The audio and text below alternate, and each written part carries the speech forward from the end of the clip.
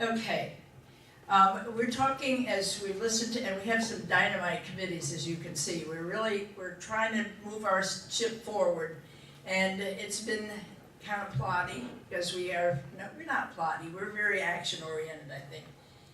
And so I'm now going to report for Bennett Napier, who could not be here today. He is the executive director of FLICRA, or the Florida Association.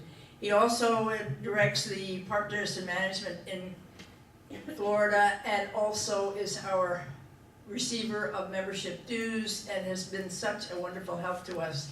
And we talked to him about the fact that we are growing, we need to move to the next step, as Charlie talked about.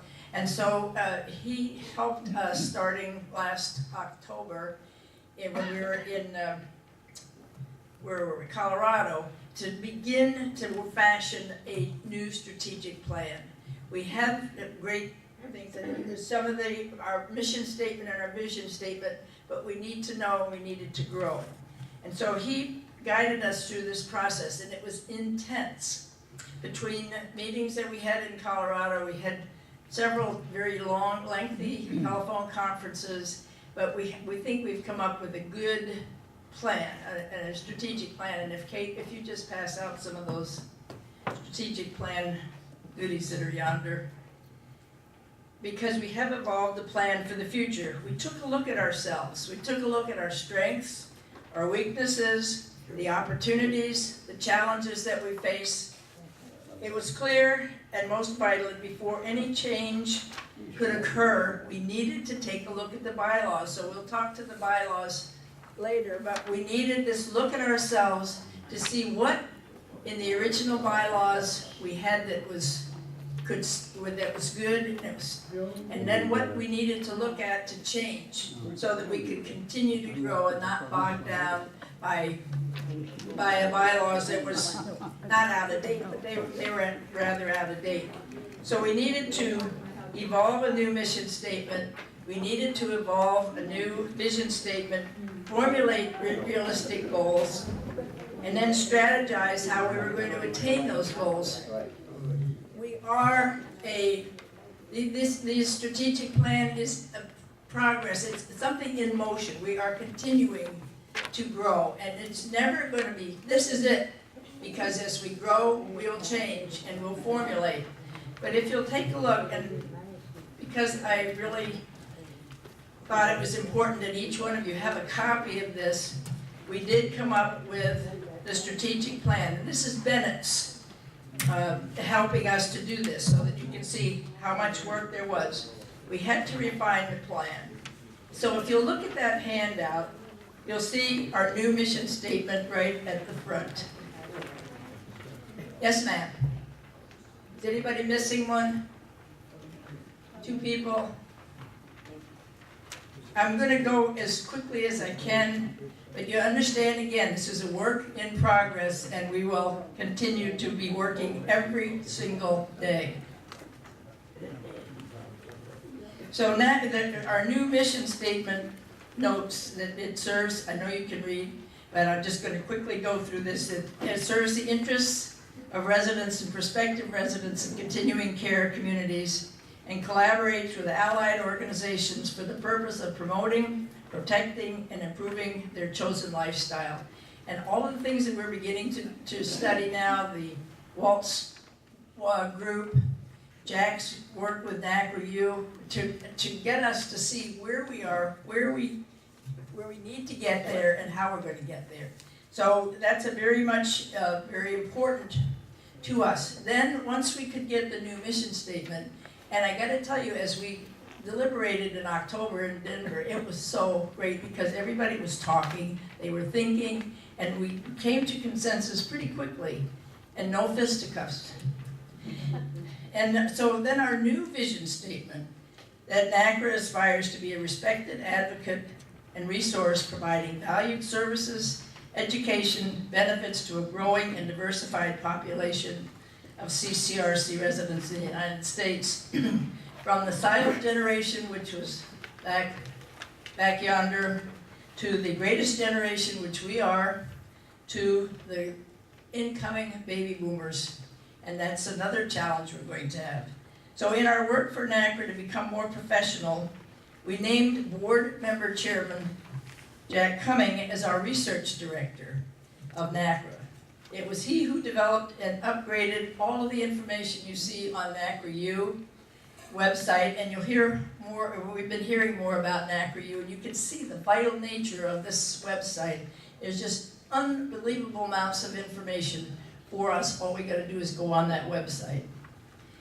We have set several goals for ourselves, and the goals that we have set for ourselves are simply for us, as I say, we looked at our strengths, we looked at our weaknesses, we looked at any threats there might be, and certainly the economy is one of those.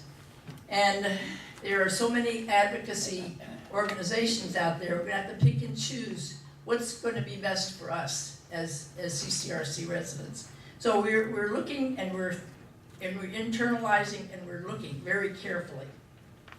So as we set our goals, we wanted that NaCCRA would be a very important and valued tool for us for education, and that's NaCCRA.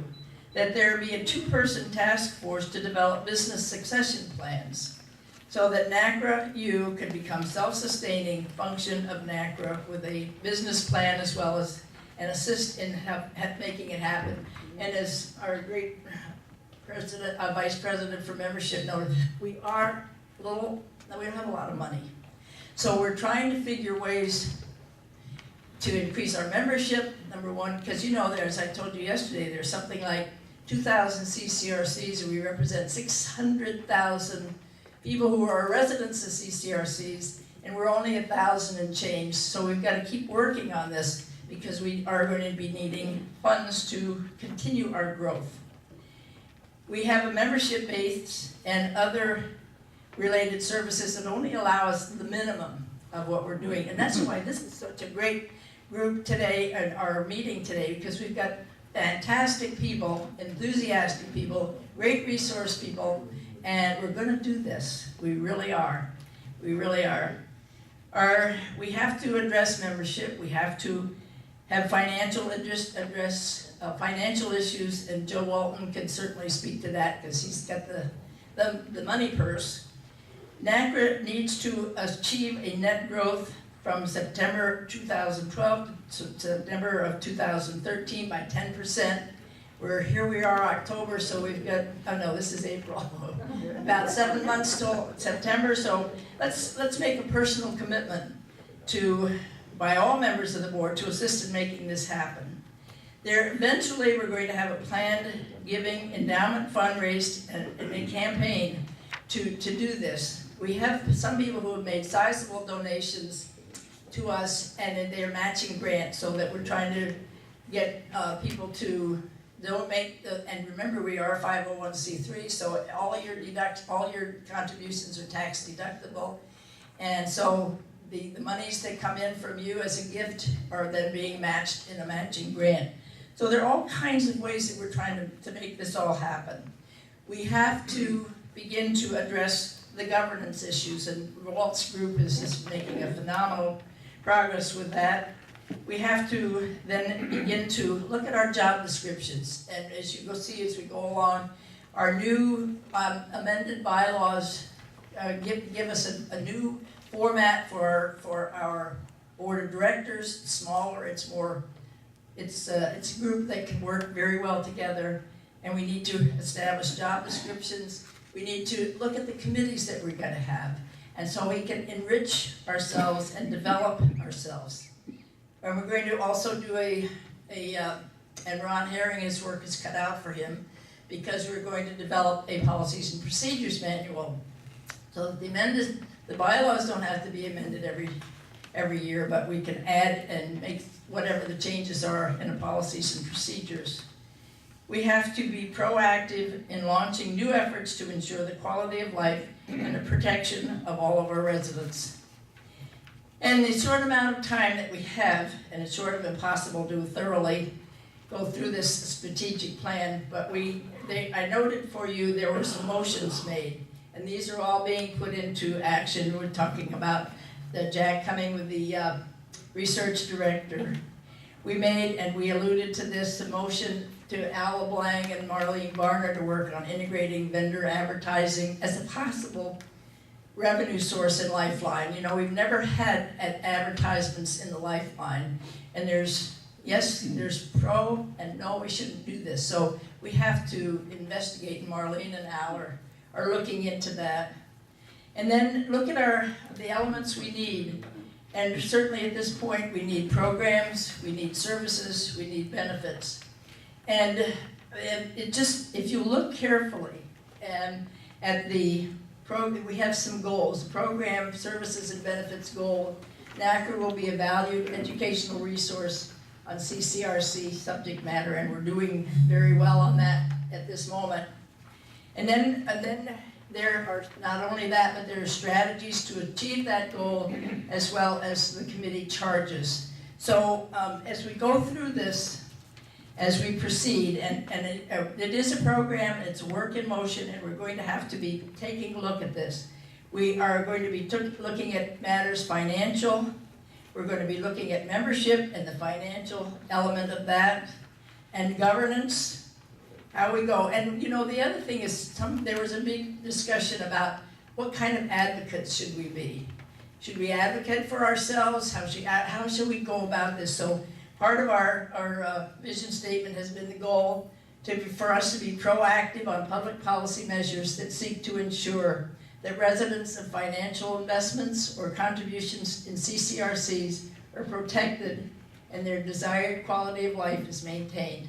And we have strategies. We have a timeline. So we will evaluate these all along the way. This is a work in progress, but we are making progress. This is a short overview of a very important thing that we've done.